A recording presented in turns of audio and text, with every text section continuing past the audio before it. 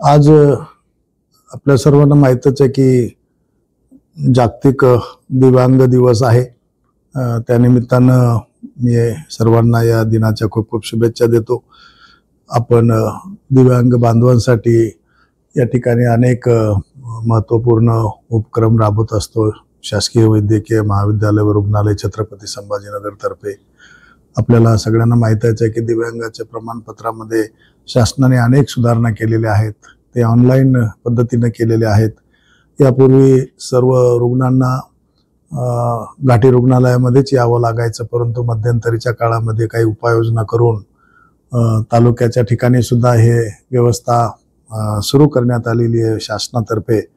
आणि मला असं वाटतं की यापूर्वी काही तक्रारी प्राप्त व्हायच्या प्रशासनाकडे, परंतु आता त्यामध्ये अनेक सुधारणा केलेल्या आहेत आणि त्यामुळे दिव्यांग बांधवांना त्यांच्या तालुक्याच्या ठिकाणीच हे प्रमाणपत्र मिळतात।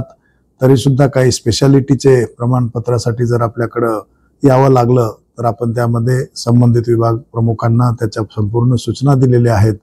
आणि हे प्रमाणपत्र सुरळीत पद्धतीने कसे मिळतील, वेळेत कसे मिळतील, त्यांच्यावर कुठल्याही प्रकारचा अन्याय होणार नाही आणि त्यांना एका सहृदय भावनेनं कसे मदत करता येईल या दृष्टिकोनातून घाटी रुग्णालयातर्फे प्रशासनातर्फे यापुढेही दिव्यांग बांधवांना आमच्याकडून संपूर्ण सहकार्य राहील।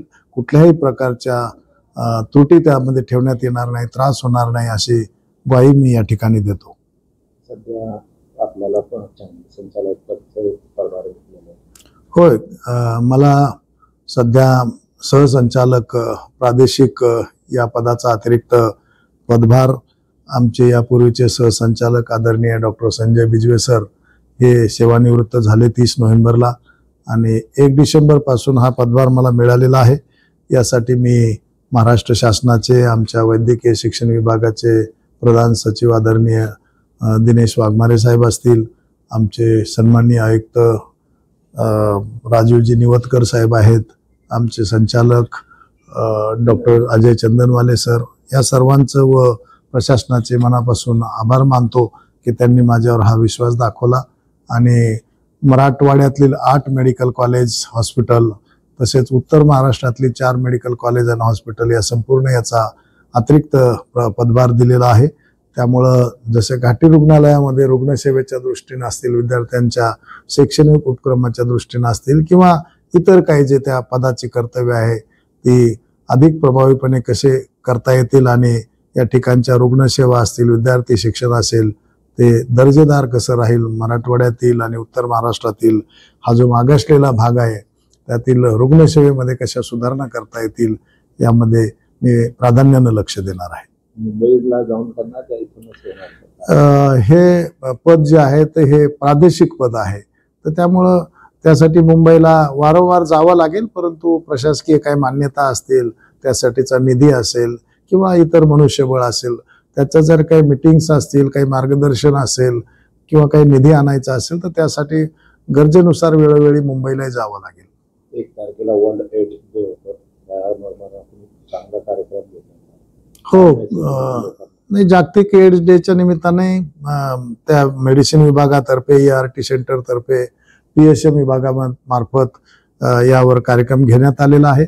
आणि आपल्याला माहित आहे की एड्स कसा होतो, त्याचे काय धोके आहेत, तर त्यामुळं आपण एड्स झाला नाही पाहिजे यासाठी काय काळजी घ्यायची। आपण जसं नेहमी म्हणतो की prevention is always better than cure, म्हणजे इलाज करण्यापेक्षा तो रोग झालाच नाही पाहिजे।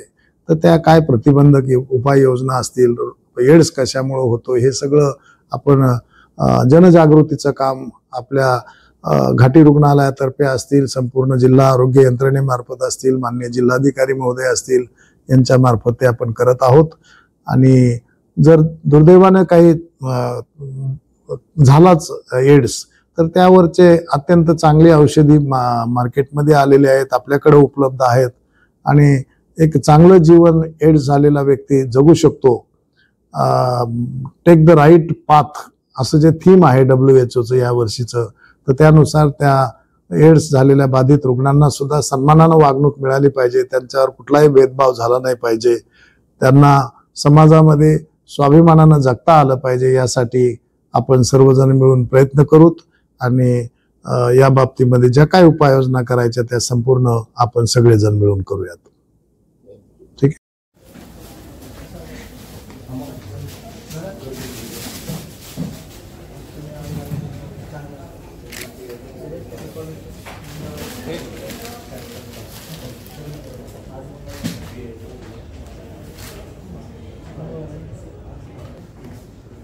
त्या थोडं जवळ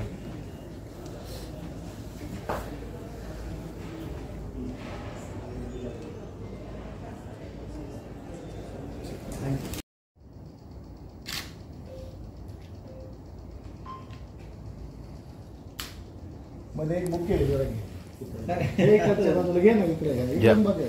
पूर्ण सगळीकडे. पलीकडे कोपऱ्यात ठेवलं असं. त्याची काय गरज नाही नाही, एक तुमच्यासोबत असा आला योग काय येतो तर सुरेश येतो नाही ना. राहू द्या. या सुरेश या. आपण घेऊ.